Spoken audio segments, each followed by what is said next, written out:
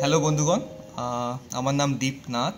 আমি আবার আজকে এসেছি আমার সাথে কৌস্তব কে সঙ্গে নিয়ে। কৌস্তব আমার কাইন্ড অফ ব্যাচমেটই বলতে পারেন। আমরা একই সাথেই কোর্স ওয়ার্ক করেছি, প্রায় একই সাথেই জয়েন করেছিলাম। তো কৌস্তব ও ডিপার্টমেন্ট অফ বায়োলজিক্যাল সায়েন্সে পিএইচডি করছে। ও থিসিস জমা দিয়েছে, ডিগ্রি পেয়ে গেছো। বাহ, কবে পেলে এটা? আমার ভাইভা হয়েছে লাস্ট উইকে শুক্রবার, ডিগ্রিটা আজকে বাড়ি এসছে। বাহ, এটা খুব ভালো খবর। আর কৌস্তব তাহলে বলবো ডক্টর কৌস্তব ভক্ত। আর এটা আমি জানা ছিল না। আর কৌস্তব পিএইচডি কমপ্লিট করেছে ডক্টর প্রফেসর অভ্রজ্যোতি ঘোষ স্যারের আন্ডারে। ঠিক আছে, ডিপার্টমেন্ট অফ বায়োলজিক্যাল সায়েন্স থেকে। তাহলে আজ আমরা কৌস্তবের কাছে জেনে নেব যে ও কীরকম রিসার্চ করেছে তার পিএইচডিতে। তো আমি যতটুকু জানি কৌস্তব প্রোটিন নিয়ে কাজ করেছে। তো কৌস্তব, তুমি তোমার কাজ নিয়ে আমাকে একটু বলো। নিশ্চয়ই। তো ব্রডলি আমার পিএইচডির টপিকটা ছিল হচ্ছে প্রোটিন ফোল্ডিং এবং হিট শক প্রোটিন। তো আমি কোথা থেকে শুরু করব? আমি আগে একটা বেসিক থেকে শুরু করি যে প্রোটিন ফোল্ডিং কি সেটা সম্বন্ধে মোটামুটি আমি আশা করি আমাদের দর্শকদের এবং শ্রোতাদের ধারণা আছে। তাও আমি একটা ব্রডলি প্রোটিন ফোল্ডিং কি যারা জানে না, যারা ফিজিক্সের শ্রোতা হবে, আমি তাদের উদ্দেশ্যে বা অন্যান্য শ্রোতা যারা বুঝতে পারবে না প্রোটিন ফোল্ডিং কি, আমি সেই উদ্দেশ্যে একটা বেসিক একটা ব্রিফ একটু বলে দিই প্রোটিন ফোল্ডিং কি। তো প্রোটিন হচ্ছে সমস্ত লিভিং অর্গানিজম, সেটা ব্যাকটেরিয়া থেকে শুরু করে ইউক্যারিওটস এবং থার্ড ডোমেন অফ লাইফ যেটা নিয়ে আমি কাজ করেছি আর্কিয়া। তো সমস্ত লিভিং অর্গানিজমের মধ্যে প্রোটিন হচ্ছে খুব ইম্পর্টেন্ট, মানে সব কিছু যেটা চালনা করে সেটা হচ্ছে প্রোটিন। যদি মানুষের ক্ষেত্রে ধরি, সেটা আমাদের বাহ্যিক যা সমস্ত বৈশিষ্ট্য, সেটা চোখের রং থেকে শুরু করে চুলের রং, ত্বকের রং, যা বলি আমাদের সমস্ত বৈশিষ্ট্য, বা আমরা একটা কথা বলে থাকি খুব, সেটা হচ্ছে জিনগতভাবে পাওয়া কোনো বৈশিষ্ট্য। তো সেই সমস্ত বৈশিষ্ট্যের যে বহিঃপ্রকাশ সেটা হচ্ছে হয় প্রোটিন দিয়ে, আলটিমেটলি জিন, যেটা হচ্ছে মানে বংশগত ধারক এবং বাহক জিন। কিন্তু জিন হচ্ছে ডিএনএ বেসিক্যালি, ঠিক আছে? মানে ডিএনএ কি হয়, সেলের মধ্যে ডিএনএ থাকে, ডিএনএ আমরা জানি, যখন হরগোবিন্দ খুরানা জেনেটিক কোডের কথা বলেছিলেন যে ট্রিপলেট করে কোডন থাকে, এবং একটা কোডন যেটা 3টে বেস নিয়ে তৈরি হয়, সেটা একটা অ্যামাইনো অ্যাসিড কোড করে। তাহলে ডিএনএ কি হয়, ডিএনএ থেকে প্রথমে ট্রান্সক্রিপশন হয়। ট্রান্সক্রিপশন হচ্ছে ডিএনএ থেকে আরএনএ তৈরি। যে আরএনএটা এই কাজে লাগে সেটা হচ্ছে মেসেঞ্জার আরএনএ বা এমআরএনএ বলা হয়। তো ডিএনএ থেকে আরএনএ তৈরি হলো। এবার আরএনএতে জেনেটিক কোড, মানে তিনটে করে বেস নিয়ে, যেমন AUG এটা মিথিওনিন কোড করে, মিথিওনিন অ্যামাইনো অ্যাসিড। এরকম GGG যেমন গ্লাইসিন কোড করে। তো এরকম তিনটে করে বেস নিয়ে অ্যামাইনো অ্যাসিড কোড করে। তো সেই অ্যামাইনো অ্যাসিড হচ্ছে ন্যাচারালি 20 রকমের অ্যামাইনো অ্যাসিড মোটামুটি হয়। তো সেই কোড থেকে আমাদের সব রকমের অ্যামাইনো অ্যাসিড কোড হয়। এবার এই অ্যামাইনো অ্যাসিডগুলো পেপটাইড বন্ড দিয়ে জুড়ে প্রোটিন তৈরি হয়। কিন্তু সেই প্রোটিন যখন আমরা দেখি সেলের মধ্যে, তাহলে ডিএনএ হলো, ডিএনএ থেকে তৈরি হলো এমআরএনএ, যেটাকে ট্রান্সক্রিপশন বলে। এমআরএনএ থেকে তৈরি হবে হচ্ছে প্রোটিন, যেটাকে ট্রান্সলেশন বলে। তো এই ট্রান্সলেশন পদ্ধতিতে যখন প্রোটিনটা তৈরি হলো, সেই প্রোটিনটা একটা ধরে নাও একটা পুঁতির মালার মতো, পরপর মানে পুঁতির মালাতে পুঁতিগুলোকে যদি অ্যামাইনো অ্যাসিড বলো, অ্যামাইনো অ্যাসিডের চেন দিয়ে পুরো প্রোটিনটা তৈরি। কিন্তু এই প্রোটিনটা ফাংশন করবে না যতক্ষণ না এটার কোনো একটা ডিফাইন্ড স্ট্রাকচার হবে, ঠিক আছে? এবার এই স্ট্রাকচারের জন্য প্রোটিনটাকে একটা পার্টিকুলার, আমরা সায়েন্সের ভাষায় যেটাকে কনফার্মেশন বলি, একটা পার্টিকুলার গঠনে ওকে ফোল্ড করতে হবে। এই প্রসেসটা, যেটা নিয়ে বিগত 50 বছর ধরে রিসার্চ চলছে, কিন্তু এখনও বিজ্ঞানীদের মধ্যে এই ব্যাপারটা পুরোপুরি ক্লিয়ার নয় যে প্রোটিন ফোল্ডিং হয় কিভাবে। মানে একটা জেনারেল ধারণা নিশ্চয়ই আছে সবার মধ্যে। তো এটাই ব্রডলি প্রোটিন ফোল্ডিং, যে একটা প্রোটিন যখন তৈরি হলো, সেই প্রোটিনটাকে একটা পার্টিকুলার গঠনে আসতে হবে, একটা কনফরমেশন বা একটা স্ট্রাকচারে আসতে হবে যাতে সেই প্রোটিনটা সেলের মধ্যে কাজ করে। এবার সেই প্রোটিনটা বিভিন্ন রকম কাজ করতে পারে, যেমন ধরো যেটা সবচেয়ে কমন যেটা আমরা বলি এনজাইম হিসাবে কাজ করতে পারে। ঠিক আছে, তো এনজাইম উৎসেচক যা আমরা বলি বাংলাতে, ধরো গ্লাইকোলাইসিস পাথওয়েতে একটা উৎসেচক, ধরো হেক্সোকাইনেজ যেটা গ্লুকোজ থেকে গ্লুকোজ 6 ফসফেট করে। হেক্সোকাইনেজ একটা এনজাইম, একটা প্রোটিন। এরকম কোটি কোটি প্রোটিন আছে, গুচ্ছ গুচ্ছ প্রোটিন আছে সেলের মধ্যে। সব যে এনজাইম সেরকম নয়, কিছু সেলকে স্ট্রাকচার দেয়, যেমন অ্যাক্টিন যেটাকে সাইটোস্কেলিটাল প্রোটিন বলে, সেটা সেলকে স্ট্রাকচার দেয়। বা তো এই আর কি, প্রোটিনের বিভিন্ন রকম ক্যাটেগরি আছে, কিন্তু সব কিছু হচ্ছে ডিপেন্ড করছে প্রোটিনটার ফোল্ডিংয়ের উপর। প্রোটিনের ফোল্ডিং, স্ট্রাকচার এবং ফাংশন রিলেটেড। স্ট্রাকচার পেলে একটা প্রোটিন তবেই সে ফাংশন করবে। তো এই প্রসেসটা নিয়ে ব্রডলি আমার রিসার্চ প্রোটিন ফোল্ডিং, এবং এর আনুষঙ্গিক আরও কিছু প্রোটিন নিয়ে, সেটা না হয় আরও বলবো বিস্তারিত। হ্যাঁ, তো প্রোটিন ফোল্ডিংয়ে মানে কাজ, মানে তোমার কাজটা কি, মানে জানা যে প্রোটিন ফোল্ডিং কিভাবে হচ্ছে, নাকি প্রোটিন ফোল্ডিং হওয়ার পর কি হচ্ছে, কোনটা স্পেসিফিক্যালি তুমি? ভালো প্রশ্ন। তো এইবারে আমার কাজটা ব্রডলি হচ্ছে প্রোটিন ফোল্ডিং কিভাবে হচ্ছে এইটা। আচ্ছা, ঠিক আছে, এবং তার সাথে অবশ্যই এটাও রিলেটেড যে প্রোটিনটা ফোল্ড হওয়ার পরে ফাংশন করছে নাকি। ঠিক আছে, এইবারে ব্যাপারটা কি হচ্ছে, প্রোটিন যখন ফোল্ড করে সেলের মধ্যে অনেক প্রোটিন থাকে যারা নিজে নিজে ফোল্ড হতে পারে। এবং প্রোটিন ফোল্ডিংয়ের জন্য কিছু একটা প্রসেস হয়। প্রথমে যেটা হয়, আমরা জানি যে প্রোটিনের অ্যামাইনো অ্যাসিডের বিভিন্ন রকমের ধরন হয়, বিভিন্ন প্রকার হয়। যেমন হাইড্রোফিলিক অ্যামাইনো অ্যাসিড হয় যেগুলো জল ভালোবাসে, হাইড্রোফিলিক। আর হাইড্রোফোবিক কিছু প্রোটিন হয়, এই অ্যামাইনো অ্যাসিড হয়, সেইগুলো যারা জলকে ভালোবাসে না, যারা কি করে জল থেকে লুকিয়ে থাকতে পছন্দ করে। তো এই ধরনের অ্যামাইনো অ্যাসিডগুলো কি করে, যখনই প্রোটিনটা তৈরি হলো, হাইড্রোফোবিক অ্যামাইনো অ্যাসিডগুলো কি হয়, নিজেদের মধ্যে একটা হাইড্রোফোবিক ইন্টারাক্ট করে লুকিয়ে যায়। যেমন জলের মধ্যে তেলের ফোঁটা দিলে কি হয়, তেলগুলো একে অপরের কাছাকাছি চলে আসে, কারণ জলকে ভালোবাসে না তারা হাইড্রোফোবিক। ওই জন্য নিজেরা একসাথে ইন্টারাক্ট করে যাতে জলকে রিপেল করতে পারে, জলকে যাতে দূরে সরিয়ে দিতে পারে। সেরকম প্রোটিনের মধ্যে যে হাইড্রোফোবিক অ্যামাইনো অ্যাসিডগুলো আছে, ওরা কি করে, ওই তেলের ফোঁটার মতো নিজেরা কাছাকাছি চলে আসে। এইটাকে বলা হয় হাইড্রোফোবিক কোলাপস।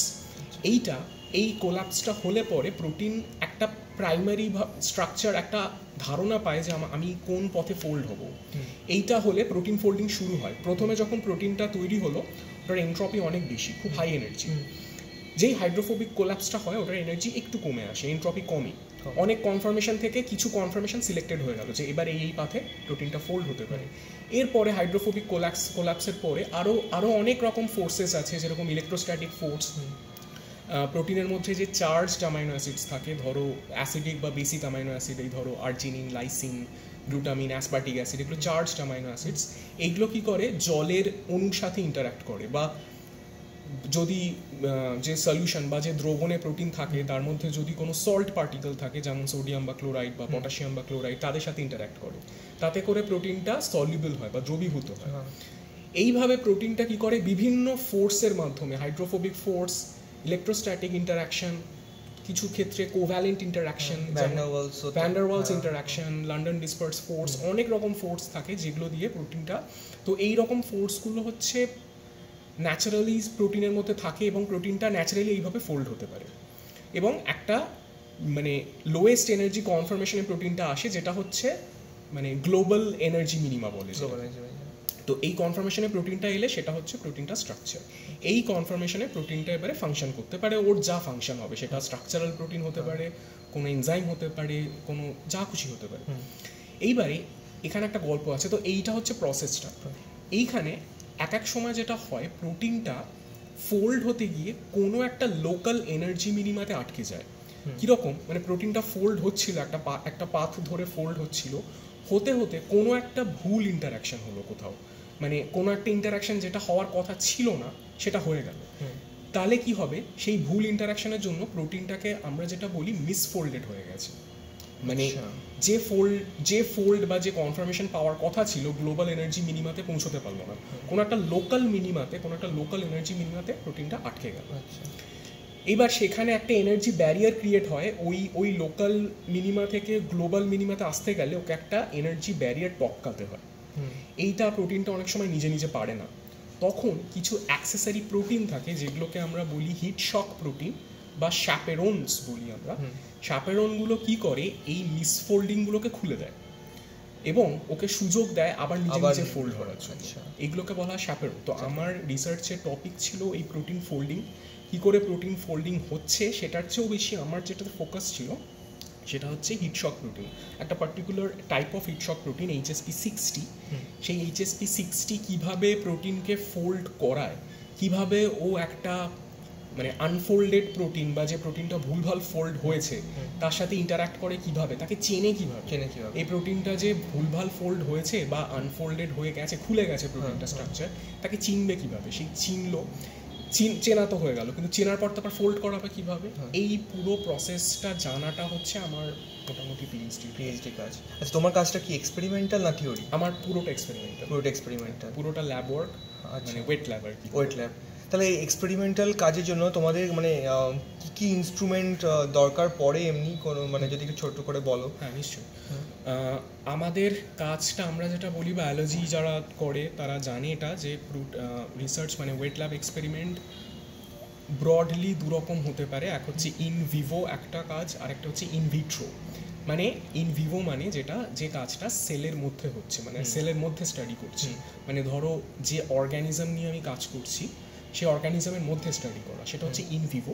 আর একটা হচ্ছে ইন ভিট্রো, মানে আমি টেস্ট টিউব এক্সপেরিমেন্ট করছি। তো আমার কাজটা ইন ভিট্রো, মানে আমি সেলের বাইরে। এবারে তার জন্য যেটা করতে হয়, প্রথম একদম পিএইচডিতে জয়েন করে যে কাজটা আমাদের ল্যাবে এখনও যারা জুনিয়ররা জয়েন করে, প্রথম যে কাজটা শিখতে হয় সেটা হচ্ছে ক্লোনিং।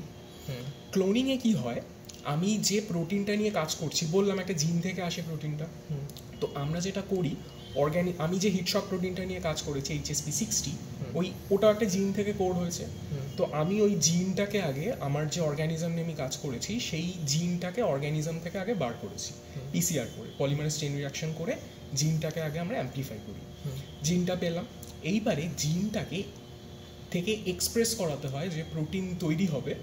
তার জন্য ক্লোনিং বলে একটা প্রসেস হয়, যেখানে ওই জিনটাকে আমরা একটা ভেক্টরের মধ্যে লাইগেট করি, ঠিক আছে? তো সেই ভেক্টরটা স্পেসিফিক্যালি মানে এক্সপ্রেশন করার জন্য যে ভেক্টরগুলো ইউজ হয় ল্যাবে, মোস্টলি পেট ভেক্টর বলা হয়, PET। তো সেই রকম একটা যে কোনো এক্সপ্রেশন স্ট্রেনে, এক্সপ্রেশন ভেক্টরে আমরা সেই জিনটাকে ক্লোন করি আগে, দিলে একটা প্লাজমিড তৈরি হয়, একটা সার্কুলার DNA তৈরি হয়। ওই প্লাজমিডটাকে নিয়ে তাহলে প্রথম যেটা শেখা হয় আমাদের এতে, প্রথম টেকনিক, মলিকুলার বায়োলজি টেকনিক যেটা, সেটা হচ্ছে ক্লোনিং। তারপরে প্রোটিনটাকে আমরা এক্সপ্রেস করি ব্যাকটেরিয়াতে, ইকোলাই, এস্চেরিশিয়া কোলাইতে আমরা প্রোটিনটাকে এক্সপ্রেস করি। তো ওই প্লাজমিডটা বা যে কনস্ট্রাক্টটা তৈরি হলো ওটাকে আমরা ইকোলাইতে ট্রান্সফরমেশন।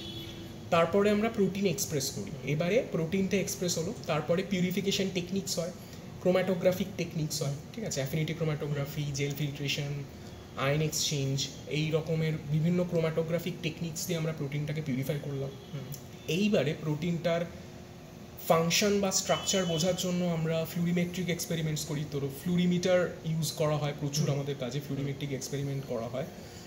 সিডি, সার্কুলার ডাইক্রোইজম ইউজ করা হয় প্রোটিনটা সেকেন্ডারি স্ট্রাকচার দেখার জন্য, যে প্রোটিনটা পিউরিফাই করলাম ওটা সেকেন্ডারি স্ট্রাকচার কীরকম, কতটা আলফা হিলিক্স আছে, কতটা বিটা শিট আছে, সেইটা জানা। তারপরে ধরো প্রোটিনটা অন্য কোনো প্রোটিনের সাথে ইন্টারাক্ট করছে নাকি এটা দেখার জন্য আমরা ফ্রেট বলে একটা এক্সপেরিমেন্ট করি, ফস্টার রেজোন্যান্স এনার্জি ট্রান্সফার, যেখানে ধরো প্রোটিনটাকে একটা ফ্লোরোফোর দিয়ে ট্যাগ করা হয়, আবার যেটার সাথে ইন্টারাক্ট করবে তাকে আর একটা অন্য ফ্লোরোফোর দিয়ে ট্যাগ করা হয়, এই দুটোকে মেশানো হয়, দিয়ে একটা এনার্জি ট্রান্সফারের একটা রিয়াকশন হয়। তো সেটার জন্য ফ্লুরিমিটার লাগে। তারপরে প্রোটিন ইন্টারাকশন নিয়ে অ্যাকচুয়ালি প্রচুর কাজ হয় আমাদের ল্যাবে। তো ফ্রেট করা হয়, ফ্লুরোসেন্স অ্যানাইসোট্রপি, তারপরে ধরো আইসোথার্মাল টাইট্রেশন, ক্যালোরিমেট্রি, আর এমনি বেসিক আমাদের মানে খুব ডেলি কাজ যেগুলো, ধরো ডিএনএ জেল চালানো, প্রোটিন জেল চালানো, এইগুলো তো আছে, এগুলো ডেলি বেসিসে কাজ করা হয়। কিন্তু স্পেশালাইজ টেকনিকে ফ্লুরোসেন্স মানে স্পেকট্রোস্কোপিক টেকনিক্স খুব ফ্রিকোয়েন্টলি ইউজ হয় আমাদের। আচ্ছা, তুমি যে কাজটা করেছো, যে তোমার ওই হিট শক যেটা দিয়ে প্রোটিনটার যে ফোল্ডিং যদি কোনো কারণে আটকে গেল, লোকাল মিনটাকে বার করা, তো এমন কি কেস হতে পারে, ধরো প্রোটিন এমন জায়গায় আটকে গেল যে ফোল্ডিংটা ভুলভাল হয়ে গেল আর বেরোচ্ছে না? হ্যাঁ, একদমই হতে পারে, একদমই খুব ভ্যালিড প্রশ্ন এটা। এরকম সেলের মধ্যে এরকম হয়, এবং আমি বলছি মানে তার আউটকাম হচ্ছে আমাদের বয়স্ক মানুষদের মধ্যে বা মানে মানুষের একটা অনেক রকম রোগ হয় যেগুলোকে নিউরোডিজেনারেটিভ ডিজিজ বলে, যেমন অ্যালজাইমার্স ডিজিজ, পার্কিনসন্স ডিজিজ। তো এই ডিজিজগুলো, নিউরোডিজেনারেটিভ যে ডিজিজগুলো হয়, সেই ডিজিজগুলোর কারণ হচ্ছে এই প্রোটিনের মিসফোল্ডিং। ঠিক আছে, মিসফোল্ডিং। এবং যদি কোনো প্রোটিন, তো সেলের মধ্যে কি হয়, কোনো প্রোটিন যদি মিসফোল্ডিং হলো, কোনো প্রোটিনের মিসফোল্ডিং হলো বা আনফোল্ডিং হলো, ও চেষ্টা করে প্রোটিনটাকে ঠিক করতে, কিন্তু পারে না অনেক সময়। প্রোটিনটা কি করে, মানে একটা যদি প্রোটিন খারাপ হয়, ও না ভালো প্রোটিনগুলোকেও খারাপ করে দেয়। তাতে করে কি হয়, ও নিজেদের মধ্যে আটকে একটা এগ্রিগেট তৈরি করে। সেই এগ্রিগেটসগুলো সেলের জন্য টক্সিক হয়, সেলকে নষ্ট করে দিতে পারে। তো তার জন্য সেলের মধ্যে সিস্টেম আছে, প্রোটিয়াজোম বলে একটা সিস্টেম হয়। যখন কোনো প্রোটিন আর ফোল্ড করতে পারে না, তো সেল তখন কি করে, ওই এগ্রিগেটেড প্রোটিনসগুলোকে প্রোটিয়াজোম সিস্টেম দিয়ে ডিগ্রেড করে দেয়, মানে নষ্ট করে দেয়, যাতে ও ফার্দার অন্য কোনো প্রোটিনকে আর নষ্ট করতে না পারে। আচ্ছা, ঠিক আছে। কিন্তু সেটাতেও অনেক সময় গন্ডগোল হয়। হিটশক প্রোটিন ঠিকঠাক যদি কাজ করে, হিটশক প্রোটিন, তাহলেও ফোল্ড করিয়ে দিতে পারে। কিন্তু যদি কাজ না করতে পারে, এগ্রিগেটস যদি হয়ে যায়, এগ্রিগেটস থেকে আবার ফোল্ড করানো খুব হয় না, মানে ডিফিকাল্ট, ইরিভার্সিবল প্রসেসটা, থার্মোডাইনামিক্যালি রিভার্সিবল প্রসেস নয়। তো সেই কারণে একবার যদি এগ্রিগেট তৈরি হয়ে যায়, তখন আর প্রোটিনটা নিজের মানে ন্যাচারাল যে কনফার্মেশন বা যে স্ট্রাকচার তাতে ফেরত আসে না, তখন ওকে ডিগ্রেড করাতে হয়। যদি ডিগ্রেডও কোনোভাবে না হয়, তখন সেটা সেলের জন্য টক্সিক হয়ে যায়, তখনও সেলের সব প্রোটিনকে নষ্ট করতে পারে এবং সেলটা সেক্ষেত্রে মানে মরে যেতে পারে। সেলটার মানে ফেট তখন অন্যরকম আর কি। আচ্ছা, যে এক্ষুনি যে তুমি বললে যে তোমার ওই অ্যালজাইমার ডিজিজ, পার্কিনসন ডিজিজ এই সমস্ত কেস হয়, তো ওদের কি ট্রিটমেন্টে এই তোমার এই হিটশক টেকনিক ইউজ হয় না? এটা জাস্ট এখন এক্সপেরিমেন্টের না, ট্রিটমেন্টে হিটশক প্রোটিন ওরকম মানে বাইরে থেকে তুমি কোনো প্রোটিন ইনজেক্ট করতে পারো না, তাতে করে যেটা হবে সেলের মধ্যে ওটার এগেইনস্টে অ্যান্টিবডি তৈরি হবে। আমরা জাস্ট ফাংশনটাকে বোঝার চেষ্টা করছি। যেটা করা হয়, অনেক হয় জিন থেরাপি করা যায়, মানে অনেক সময় হয়, যেমন ধরো সেলের মধ্যে হিটশক প্রোটিনের অনেক ক্যাটেগরি হয়, অনেক রকমের হিটশক প্রোটিন হয়। মলিকুলার ওয়েটের ওপর ডিপেন্ড করে মোটামুটি 5 রকমের হিটশক প্রোটিন হয়, HSP 60, HSP 70, 90, 100 এবং স্মল হিটশক প্রোটিন, এই 5 রকমের হয়। তো মানে কোনো পার্টিকুলার একটা হিটশক প্রোটিনের জন্য অ্যালজাইমার্স যে হচ্ছে সেরকম নয়। মানে হিটশক প্রোটিন কাজ করে কিভাবে, সেলের মধ্যে একটা পাথওয়ে, একটা নেটওয়ার্ক থাকে। কীরকম, ধরো বলছি, কোনো প্রোটিন ধরো আনফোল্ডেড হতে শুরু হলো, তখন প্রাইমারিলি স্মল হিটশক প্রোটিন কি করে, ওই আনফোল্ডিংগুলোকে আটকায়। ও কি করে, স্মল হিটশক প্রোটিন, ওরও হাইড্রোফোবিক প্যাচ থাকে, ঠিক আছে। তো স্মল হিটশক প্রোটিন ওই আনফোল্ডেড প্রোটিনের গায়ে গিয়ে আটকে যায়, যাতে করে ও এগ্রিগেটস না করতে পারে, কিন্তু ও ফোল্ড করাতে পারে না প্রোটিনকে, ও ধরে বসে থাকে। যখন সেলের মধ্যে অন্য হিটশক প্রোটিন ধরো 60 বা 70 বা 90 দেখতে পায়, ও তখন ওই আনফোল্ডেড প্রোটিনটাকে ওকে ট্রান্সফার করে দেয়, ওরা তখন ফোল্ড করায়। এবার এই ট্রান্সফারটা ধরো HSP 70-তে হতে পারে, 90-তে হতে পারে, 60-তে হতে পারে। তো এদের মধ্যে না একটা খুব ইন্ট্রিকেট ক্রস টক আছে, মানে সবাই সবার সাথে কথা বলে আর কি। মানে সবাই এর থেকে কেউ যদি না পারে, তাকে অ্যাসিস্ট করার জন্য অন্য কোষ অ্যাপেরন আছে, হেল্প করে। তো পার্টিকুলার কোনো একটা হিটশক প্রোটিনের যদি মানে হিটশক প্রোটিন ফাংশন না করে, তার জন্য যে অ্যালজাইমার্স হচ্ছে সেরকম নয়। তো এখনও আমরা অ্যাকচুয়ালি খুব জানি, অনেকটা রিসার্চ অনেক এগিয়েছে, আমরা অনেক জানি এখন নিউরোডিজেনারেটিভ ডিজিজ নিয়ে, কিন্তু তাও এরকম নয় যে কোনো পার্টিকুলার একটা হিটশক প্রোটিন ফাংশন না করলে অ্যালজাইমার্স হচ্ছে, সেরকম না। অনেক মানে একটা চ্যানেল অফ কমপ্লেক্স ব্যাপার, মানে একটা চ্যানেল অফ হিটশক প্রোটিন কাজ করছে না, একটা পুরো কাসকেড অফ সার্কিট ফেলিয়ার হচ্ছে, মানে কেউ কাজ করছে না, তার ডাউনস্ট্রিমে হয়তো কেউ কাজ করছে না। তো সেই কারণে ওরকম হয় না যে বাইরে থেকে হিটশক প্রোটিন ইনজেক্ট করা যায়।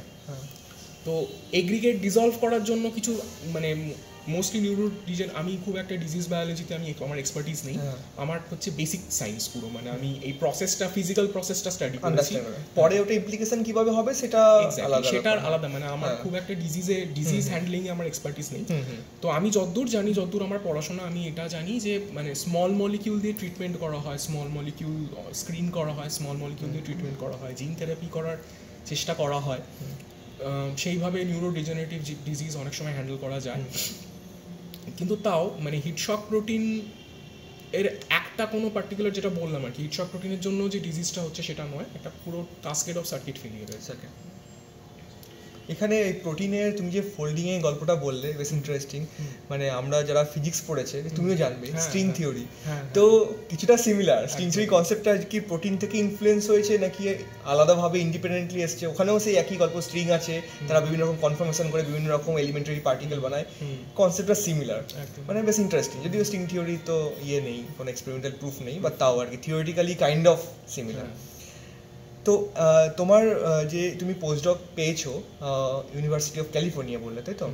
তো ওখানে তুমি কি এরকমই কাজ করবে নাকি ওখানে কাজটা আলাদা? ওখানে আমার কাজটা একটু আলাদা। ওখানে আমি হিট শক প্রোটিন নিয়েই কাজ করব, কিন্তু হিট শক প্রোটিন আমার কাজটা, আমি পিএইচডির সময় যে সিস্টেমে কাজ করেছি ওটা আর্কিয়া। আর্কিয়া হচ্ছে থার্ড ডোমেন অফ লাইফ বলা হয়। আর্কিয়া সম্বন্ধে অনেক আমি জানি, আমার দর্শক শ্রোতাদের অনেকের আইডিয়া আর্কিয়া সম্বন্ধে ধারণা নেই অতটা, না থাকবে না, আমি তাও বলে দিচ্ছি আর্কিয়া কি। সেটা হচ্ছে যখন এই শ্রেণীবিন্যাস আমরা ক্লাস 9-10 থেকে আমরা ওই ক্লাসিফিকেশন পড়তে শুরু করি, মানে বায়োলজি যখন পড়ি আমরা ওই ভার্টিব্রেট, মেটাজোয়া, এইরকম অনেক ক্লাসিফিকেশন পড়তে শুরু করি আমরা। তো সেখানে একটা প্রথম ব্রড ক্লাসিফিকেশন যেটা আমরা পড়ি সেটা হচ্ছে প্রোক্যারিওট আর ইউক্যারিওট। আমরা ইউক্যারিওট, মানুষ, সমস্ত স্তন্যপায়ী, ম্যামলস, সমস্ত হায়ার যারা গাছপালা, এরা সব ইউক্যারিওট। আর প্রোক্যারিওট কারা? ব্যাকটেরিয়া। এবারে ব্যাকটেরিয়ারা শুধু প্রোক্যারিওট নয়, প্রোক্যারিওটের আন্ডারে আরেকটা লাইফ ফর্ম আছে যেটা একটা কিংডম, সেটা হচ্ছে আর্কিয়া। আর্কিয়ার খুব মজার একটা ব্যাপার আছে, আর্কিয়াকে মোজাইক বলা হয়। আর্কিয়া যখন মানে এভলিউশন যখন হয়েছে, এভলিউশনে আর্কিয়া হচ্ছে ব্যাকটেরিয়ার ইউক্যারিওটের ঠিক মাঝামাঝি। তাই আর্কিয়ার মধ্যে না ব্যাকটেরিয়ারও ফিচার আছে, ইউক্যারিওটেরও ফিচার আছে, তাই এরা হচ্ছে মোজাইক। মানে এভলিউশনে ব্যাকটেরিয়া থেকে আর্কিয়া এসছে কোনোভাবে, আর্কিয়া থেকে ইউক্যারিওটস এসছে, এবং আর্কিয়া ইউক্যারিওটের সাথে সিমিলারিটি বেশি রাদার দ্যান ব্যাকটেরিয়া। আচ্ছা, এইটা কি আমরা সেই ইভলিউশনের পরে মিসিং লিংক? এটাই না না না, মিসিং লিংক না, মিসিং লিংক অন্য জিনিস। আচ্ছা আচ্ছা, এটা এভলিউশনে আমি বলছি কি হয়েছে। ধরো ব্যাপারটা হচ্ছে আর্কিয়াতে আমি মোজাইক যে ব্যাপারটা বললাম, কীরকম মোজাইক ব্যাপারটা, ধরো প্রোক্যারিওট ইউক্যারিওটিকের পার্থক্যে আমরা যেটা ক্লাস 9-10-এ খুব পড়ে থাকি সেটা হচ্ছে রাইবোজোমের পার্থক্য। রাইবোজোম যেটা প্রোটিন সিনথেসিস মেশিনারি, ঠিক আছে, সেইটা একটা খুব, যেমন প্রোক্যারিওটের রাইবোজোম হচ্ছে 70S রাইবোজোম, ঠিক আছে, আর ইউক্যারিওটিকের হচ্ছে 80S রাইবোজোম। তো আর্কিয়ার রাইবোজোমাল মেশিনারি হচ্ছে প্রোক্যারিওটিকের মতো 70S, কিন্তু ট্রান্সলেশনাল সিস্টেমটা ইউক্যারিওটিকের মতো, ঠিক আছে। আবার ধরো আর্কিয়া প্রোক্যারিওট, কিন্তু ট্রান্সক্রিপশনাল মেশিনারিটা ইউক্যারিওটিকের মতো, ঠিক আছে। তো অনেক এরকম ফিচার আছে। তারপরে ধরো সেল মেমব্রেন, মানে প্রত্যেকটা সেলের বাইরে মেমব্রেন থাকে, লিপিড বাইলেয়ার বলে যেটাকে। আর্কিয়ার মেমব্রেন হচ্ছে ডিফারেন্ট ফ্রম ব্যাকটেরিয়ান ইউক্যারিওট, সম্পূর্ণ আলাদা ওদের মেমব্রেনটা, ঠিক আছে। তো এরকম অনেক ফিচার আছে। আর্কিয়াকে থার্ড ডোমেন অফ লাইফ বলা হয়। তো এটা হচ্ছে আমি যে অর্গানিজমটা নিয়ে কাজ করি সেটা 1972-তে আইসোলেট করা হয়। থমাস ডি, অনেকে যারা মাইক্রোবায়োলজি যদি কেউ থেকে থাকে তারা Brock biology of micro organism বলে একটা বই পড়ে। তো এই ব্রক যে বইটার যে লেখক থমাস ডি ব্রক, তিনি অর্গানিজমটা, আমি যেটা নিয়ে কাজ করি সালফোলোবাস বলে একটা অর্গানিজম, তো উনি ওই অর্গানিজমটাকে আইসোলেট করেছিলেন প্রথম। কিন্তু তখন যখন আইসোলেট করেছিলেন তখন উনি এটাকে আর্কিয়া বলে ক্লাসিফাই করেননি, ওটা ব্যাকটেরিয়ার আন্ডারে ফেলেছিলেন। পরবর্তীকালে যখন 3 কিংডম ক্লাসিফিকেশন আসে, তখন কার্লবুস যখন এই ক্লাসিফিকেশনটা দেন, 3 কিংডম ক্লাসিফিকেশন, তখন এরা আর্কিয়া আলাদা একটা কিংডমে চলে যায়, ঠিক আছে, এবং দেখা যায় এদের ফিচার্স আলাদা। তো আমি আর্কিয়া নিয়ে কাজ করেছি আর কি। তো এটা আমার পিএইচডিতে ছিল। পোস্টডকে আমার কাজটা মোস্টলি ব্যাকটেরিয়াতে, একটা প্যাথোজেনের কাজ হবে, লিজিওনেলা বলে। তো প্যাথোজেন সিস্টেমের কাজ হবে। আচ্ছা, পোস্টডকে যখন তুমি অ্যাপ্লাই করছো তাহলে তুমি তো এক্সপেরিমেন্ট, তো ওখানে ইন্টারভিউ ওরা কিসে ফোকাস করে? মানে ধরো যারা কেউ পোস্টডকে অ্যাপ্লিকেশন করবে তাদের জন্য যদি চ্যাটভাজিটা, ওরা কি স্কিল সেট, মানে তোমার এক্সপেরিমেন্টের স্কিল সেট দেখে নাকি মানে ফোকাসটা, নাকি তোমার কাজ কীরকম সেটা, মানে ফোকাসটা কোন দিকে থাকে? ফোকাসটা হচ্ছে, দেখো এটা ভ্যারি করছে, ইন্টারভিউ টু ইন্টারভিউ ভ্যারি করছে। তুমি যেরকম বলছো আমি সব রকমই ফেস করেছি। তবে ব্রডলি ওরা যেটা দেখতে চায় সেটা হচ্ছে যে তোমার ইন্ডিপেন্ডেন্ট থিঙ্কিং স্কিল কতটা। আচ্ছা, এটা মনে হয় সব থেকে বেশি ইম্পর্টেন্ট। রিসার্চারের তো দরকারি, রিসার্চারের যেটা দরকার, মানে independent thinking skill as in পিএইচডিতে এরকম অনেকে থাকে, অনেক ল্যাব থাকে যেখানে হয়তো মানে যারা সুপারভাইজার তারা বলে দেন যে তোমাকে এই এক্সপেরিমেন্ট করতে হবে, হ্যাঁ ঠিক আছে। তো that is a way of doing science. আমি কোনোটাকে ছোট বড় করে কিছু বলছি না, আমি জাস্ট বলছি যে that is a way of doing science. সেটা ভালো, কিন্তু সেক্ষেত্রে অনেক সময় হয় অনেক পিএইচডি স্টুডেন্টের না থিঙ্কিং এবিলিটিতে একটু প্রভাব পড়ে। সেক্ষেত্রে ওরা সেটা একদমই চায় না। ওরা যেটা দেখতে চায় যে তুমি ইন্ডিপেন্ডেন্টলি চিন্তা করতে পারছো নাকি, ইন্ডিপেন্ডেন্টলি মানে কোনো কিছু তুমি ভাবতে পারছো নাকি, কোনো রিসার্চ গ্যাপ তোমাকে নিজে থেকে আইডেন্টিফাই করতে হবে, এরকম একটা ব্যাপার। তোমার স্কিল সেট তো ডেফিনেটলি একটা ইম্পর্টেন্ট ব্যাপার। তুমি যখন অ্যাপ্লাই করছো কোথাও, তোমার স্কিল সেট তুমি কি, ওরা যেটাতে ফোকাস করে তুমি কি কন্ট্রিবিউট করতে পারবে ওদের ল্যাবে। তুমি তো শিখতে যাচ্ছই, তুমি শিখতে পারবে, কিন্তু সেটার থেকেও ওটা যেটাতে বেশি ফোকাস করে সেটা হচ্ছে তুমি কি কন্ট্রিবিউট করতে পারবে, তুমি ইন্ডিপেন্ডেন্টলি চিন্তা করতে পারছো নাকি। এবং আমরা জানি যারা এক্সপেরিমেন্টালিস্ট আমরা বায়োলজিতে, তারা শুধু মানে এক্সপেরিমেন্ট করলেই হয় না, এক্সপেরিমেন্টের পরে ডেটা অ্যানালিসিস থাকে, ফিগার প্রিপারেশন থাকে, ম্যানুস্ক্রিপ্ট রাইটিং থাকে, ম্যানুস্ক্রিপ্ট এডিটিং থাকে, সমস্ত কিছু কম্পাইল করা, সাইটেশন দেওয়া, তোমাদেরও থাকবে সব কিছু এরকম। তো এই হোল প্রসেসটা মানে doing a PhD is not about just doing experiments, ঠিক আছে। সেটাতে তোমার এত কিছু মিশে থাকে। ইন্ডিপেন্ডেন্ট থিঙ্কিং তো বটেই, সবচেয়ে ইম্পর্টেন্ট যেটা, মোর দ্যান 70% যেটা ইন্ডিপেন্ডেন্ট থিঙ্কিং। তারপরে বাকি 30%-এর মধ্যে এগুলো এক্সপেরিমেন্ট করা, ফিগার বানানো, ডেটা অ্যানালাইজ করা, ম্যানুস্ক্রিপ্ট লেখা, সব কিছু স্কিল তোমার আছে নাকি ওরা খুব ভালো করে যাচাই করে নেবে। এটাই স্বাভাবিক, মানে ওরা তোমাকে জব অফার করছে, যে বেনিফিটটাও তো দেখবে অবভিয়াসলি, ওরা ডেফিনেটলি সেটা দেখবে যে যে অ্যাপ্লাই করছে সে কতটা কন্ট্রিবিউট করতে পারছে এবং কিসে কন্ট্রিবিউট করতে পারছে, সেটা ওদের কাছে খুব ইম্পর্টেন্ট। আচ্ছা, তুমি এই প্রোটিন নিয়ে কাজ করেছো, তোমার এমএসসিতে বিএসসিতে ব্যাকগ্রাউন্ড কি ছিল? আচ্ছা, আমার বিএসসি হচ্ছে মাইক্রোবায়োলজি, 2013 থেকে 16 রামকৃষ্ণ মিশন বিদ্যা মন্দির বেলুড়ে। তারপর আমি 2016 থেকে এখানে ইন্টিগ্রেটেড বোস ইনস্টিটিউটে আমি ইন্টিগ্রেটেড এমএসসি পিএইচডি স্টুডেন্ট 2016-তে জয়েন করি বোস ইনস্টিটিউটে আইপিএইচডি স্টুডেন্ট হিসাবে। আমার এমএসসিতে স্পেশালাইজেশন ছিল হচ্ছে মলিকুলার অ্যান্ড সেলুলার বায়োলজি। 2018-তে আমি ডিজার্টেশন করি প্রফেসর সুজয় দাশগুপ্তর ল্যাবে। তারপরে 2018-তে পিএইচডি জয়েন করি হচ্ছে ডক্টর অগ্রজ্যোতি স্যার।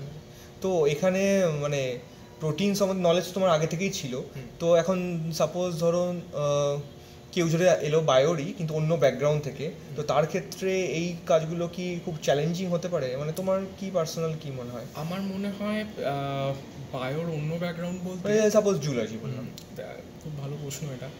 দেখো, চ্যালেঞ্জিং হবে, ঠিক আছে। আমার প্রোটিনের নলেজ ছিল বলতে আমাদের মানে বিএসসি মাইক্রোবায়োলজি, বায়োটেক, বায়োকেমিস্ট্রি এইগুলোতে না আমরা যেটা পড়ি সেটা সিলেবাসটা খুব মডার্ন বায়োলজি ওরিয়েন্টেড, মানে ল্যাবের টেকনিক্স ওরিয়েন্টেড অনেকটা, এবং মডার্ন বায়োলজি বলতে আমরা যা বুঝি ধরো মলিকুলার বায়োলজি, বায়োকেমিস্ট্রি এগুলো ওরিয়েন্টেড। তো থিওরিটিক্যাল ব্যাকগ্রাউন্ডটা আমাদের তৈরি হয়ে থাকে, কিন্তু যারা জুওলজি, ক্লাসিক্যাল জুওলজি বা বটনি বা ফিজিওলজি থেকে আসে তাদের ক্ষেত্রে ল্যাবে এসে বায়োকেমিস্ট্রিটা রপ্ত করাটা একটু চ্যালেঞ্জিং, কিন্তু আমি বলছি না একদম ইম্পসিবল। হ্যাঁ, মানে পরিশ্রম করতে হবে, প্রচুর পরিশ্রম, মানে পরিশ্রম না, যথেষ্ট পরিশ্রম করতে হবে। মানে কারণ তার সবচেয়ে বড় কারণ এইটা যে শুধুমাত্র মানে থিওরিটিক্যাল নলেজ বা শুধুমাত্র এক্সপেরিমেন্টাল নলেজ কোনো একটা দিয়ে হবে না, দুটো একসাথে থাকতে হবে। মানে আমি সিনিয়রের থেকে এক্সপেরিমেন্ট করতে শিখে গেলাম কিন্তু আমার থিওরিটিক্যাল ব্যাকগ্রাউন্ড নেই, বা আমি প্রচুর থিওরি পড়ে ফেললাম, আমি এক্সপেরিমেন্ট কী করে করবো জানি না, দুটোতেই হবে, একই ফ্লোতে চলতে হবে। এবং প্রচুর মানে যেটা প্র্যাকটিস দরকার ডেফিনেটলি। মানে আমি একটা এক্সপেরিমেন্ট আমি যেটা জুনিয়রদেরও বলি যে এটা এক্সপেক্ট করে এগোতে হবে যে আমি 10 বার এক্সপেরিমেন্ট করলে 8 বার ফেল করবে এক্সপেরিমেন্টটা, কিন্তু দুবার হয়তো কাজ করবে, তো 10 বার করতে হবে তার আগে এক্সপেরিমেন্টটা, তাই না? তো সেই জিলটা বা সেই পারসিভিয়ারেন্সটা থাকা খুব দরকার। মানে কারণ ওয়েট ল্যাব এক্সপেরিমেন্টে সবাই জানে, সবাই আমি আশা করছি আমার সাথে সহমত হবে যে এক্সপেরিমেন্টাল বায়োলজিস্টের ক্ষেত্রে একটা এক্সপেরিমেন্ট এক চান্সে কোনোদিন ওয়ার্কআউট করে না। মাল্টিপল টাইমস ট্রাবল শুট করতে হয়, মাল্টিপল টাইমস সেটাকে নিয়ে পড়াশোনা করতে হয়, ঘাঁটতে হয়, তবে গিয়ে একটা এক্সপেরিমেন্ট ওয়ার্কআউট করে আর কি। তো সেই লেগে থাকতে হবে সেই ব্যাপারটা। এবং বায়োকেমিস্ট্রি চ্যালেঞ্জিং, বায়োকেমিস্ট্রিতে এক্সপেরিমেন্ট করা, এই মডার্ন টেকনিক্স যেগুলো বললাম ধরো ফ্লুরোসেন্স, সিডি, আইটিসি, এগুলো সম্বন্ধে একটা খুব মানে হোলসাম নলেজ থাকা, এবং সেটা নলেজ পাওয়াটা খুবই সোজা। ইন্টারনেট এখন সব কিছু আছে, ইন্টারনেট বই আছে, কিন্তু সেটার সাথে অ্যাকাস্টামড করানো নিজেকে এবং এক্সপেরিমেন্ট করা, ডেটা অ্যানালাইজ করা চ্যালেঞ্জিং, ডেফিনেটলি চ্যালেঞ্জিং। আচ্ছা, এই প্রোটিন রিলেটেড যে কাজগুলো হয় সেগুলো মানে আমাদের ইন্ডিয়াতে কীরকম হয়? মানে ইন্ডিয়া সব জায়গায় কি হয়? হ্যাঁ, একদমই হয়, খুবই ভালো হয় আমাদের ইন্ডিয়াতে। বায়োকেমিস্ট্রি, প্রোটিন রিলেটেড কাজকর্ম, হিটশক প্রোটিন ফোল্ডিং রিলেটেড কাজকর্ম খুবই মানে খুব top notch cutting edge research হচ্ছে ভারতে একদমই হচ্ছে। এবং অনেক ল্যাব আছে সারা ভারতবর্ষ জুড়ে, যে সমস্ত মানে ন্যাশনাল ইনস্টিটিউটগুলো আছে, আইজার, আইআইটি, আইএসসি, জেএনসিএসআর, এনসিপিএস, যা প্রাইভেট এবং গভর্নমেন্ট মিলিয়ে যে সমস্ত রিসার্চ ইনস্টিটিউট আছে, সেখানে তাবড় বিজ্ঞানীরা আছেন যারা মানে এই বায়োকেমিস্ট্রির কাজকর্ম করছেন এবং খুব কাটিং এজ টেকনিক ইউজ করছেন। এবং মানে আমি কয়েকটা যে কনফারেন্স অ্যাটেন্ড করেছি, কয়েকটা বলবো না, মানে ইন্টারন্যাশনাল কনফারেন্স যেটা একটা অ্যাটেন্ড করেছি, সেখানে প্রচুর ভারতীয় বিজ্ঞানী ছিলেন যারা কাজ যখন প্রেজেন্ট করছেন আমি দেখছি যে মানে রিসার্চ প্রচুর এগিয়ে গেছে, অনেক বেশ ইন্টারেস্টিং তো বটেই, এবং অনেক এগিয়ে গেছে, এবং সেখানে ভারতীয় বিজ্ঞানীরা কোনোভাবে পিছিয়ে নেই। এবং ন্যাশনাল কনফারেন্সও যে কটা অ্যাটেন্ড করেছি সেখানেও একই সিনারিও, মানে বিজ্ঞানীরা আছেন এবং স্টুডেন্টরাও মানে যথেষ্ট এখন মানে চিন্তাধারা প্রচুর অ্যাডভান্স, স্টুডেন্টরা খুব ভালো এখন, ওদের মানে থিঙ্কিং স্কিল প্রচুর ভালো। তো ভারতে ডেফিনেটলি খুব কাটিং এজ রিসার্চ হচ্ছে, পিছিয়ে নেই, একদমই নেই কোনো দিক দিয়ে কোনোভাবে। তো যাই হোক, ধন্যবাদ যে এত ভালোভাবে ডিসকাশন করার জন্য।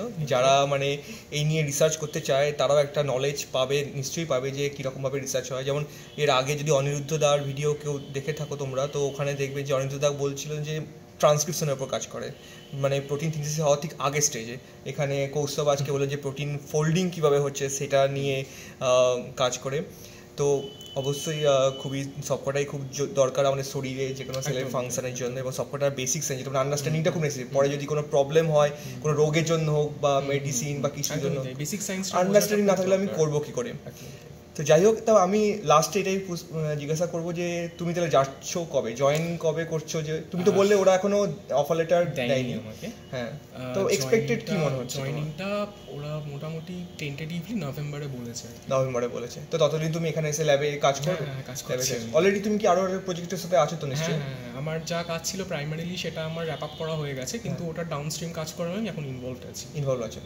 আর তোমার ল্যাবে শুধুমাত্র এই প্রোটিন ফোল্ডিং এর উপরই কাজ হয় না, আরও কাজ হয়। আমাদের ল্যাবে বেসিক্যালি দুটো সেকশন আছে, একটা বায়োকেমিস্ট্রি, একটা এনভায়রনমেন্টাল মাইক্রোবায়োলজি। আমি বায়োকেমিস্ট্রি সেকশনে বিলং করি। বায়োকেমিস্ট্রি সেকশনের কাজটা মোস্টলি যেটা বললাম আর্কিয়ার ফিজিওলজি নিয়ে কাজ হয়। সেখানে আমি হিটশক প্রোটিনের কাজ করি। আমার এক সিনিয়র আছে যে অ্যান্টিটক্সিন বলে একটা সিস্টেম নিয়ে কাজ করে, এটা বায়োকেমিস্ট্রি। আর আমার জুনিয়র আছে যারা প্রোটিন ফোল্ডিং এর কাজ করছে এখন। আর এনভায়রনমেন্টাল সেকশনে আমাদের হচ্ছে প্লান্ট প্যাথোজেন ইন্টারাকশন নিয়ে কাজ হয়, মানে গাছের মধ্যে যে প্যাথোজেনের ইন্টারাকশন হয় তাতে গাছের কি ক্ষতি হয়, সেটা থেকে কিভাবে গাছ বেরিয়ে আসে, এটার উপরেও কাজ। হ্যাঁ, একদমই অনেক ওয়াইড। হ্যাঁ, আমাদের মানে ল্যাবের ব্রডলি আমাদের ল্যাবের থিমটা হচ্ছে স্ট্রেস অ্যাডাপ্টেশন, যেটা আগের ভিডিওতে আমি দেখছিলাম অনিরুদ্ধদা বলছে স্ট্রেস নিয়ে কথাবার্তা বলছিল অনিরুদ্ধদা। তো আমাদের ল্যাবেরও ব্রডলি থিমটা হচ্ছে স্ট্রেস অ্যাডাপ্টেশন। তো তাতে এই বায়োকেমিস্ট্রি আর মাইক্রোবায়োলজি সেকশনে কাজ হয়, মাইক্রোবায়োলজি সেকশনে ওই প্লান্ট প্যাথোজেন ইন্টারাকশন নিয়ে কাজ হয়। যাই হোক, ঠিক আছে, আর ডিসকাশন করে খুবই ভালো লাগলো। Thank you Kaustav. হ্যাঁ, best of luck for future. Okay, bye everyone. হ্যাঁ।